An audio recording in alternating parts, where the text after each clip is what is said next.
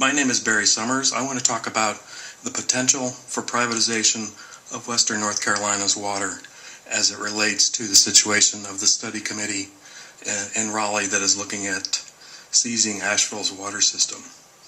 Now let's go back. First of all, let's see where we are in terms of the drought that's hit Western North Carolina as it has in the past. This was Thanksgiving.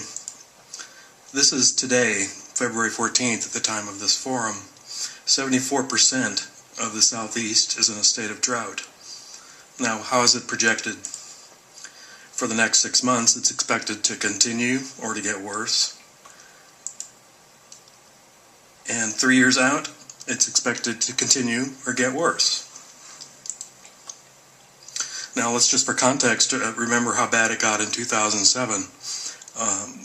Something like 85% of the Southeast was in a serious to severe state of drought, and this was 4 years ago and appears to be happening again. Now this is Asheville sitting on the edge of the drought zone, and this is Tryon, North Carolina, that's south of us. They sit on the border to South Carolina, and let me tell you why I bring them up. This is our region, Black Mountain, where the Asheville reservoirs are north of, and then all the way down to the South Carolina border. Where are the pipelines that connect these communities? There is, at this time, an unbroken line of pipelines from the Asheville water system and reservoirs all the way down to Columbus, North Carolina. And from there will soon be a connection that leads from Columbus all the way down into Spartanburg, South Carolina, if not beyond. Now, these are all established as part of drought management, sharing water between communities at time of drought or emergency or the collapse of systems. This is all the way it should be. This is important. This is fair. People share water. The problem is when you introduce the profit motive, and that brings us back to Tryon.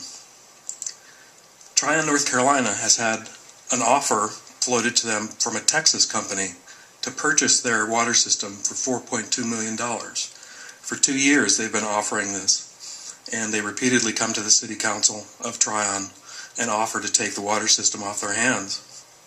What is this company? The company is called Nye America. They're based in Houston.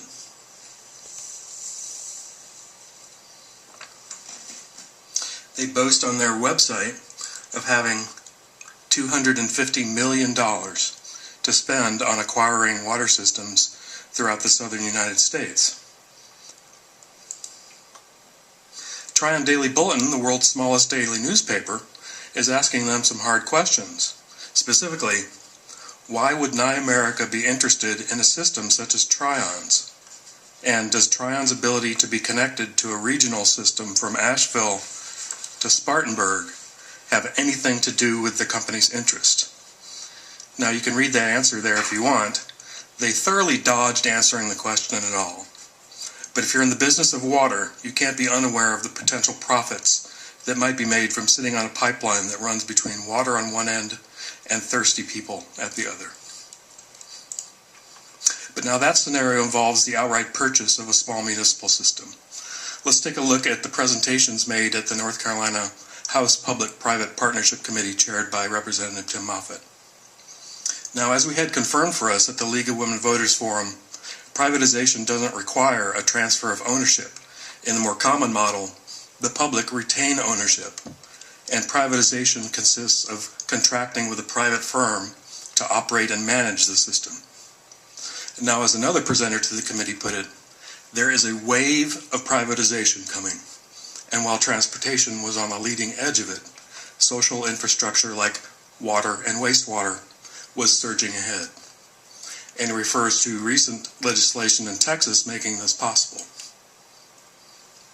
Leading the way in consulting on this issue of privatizing public infrastructure is a company called McGuire Woods.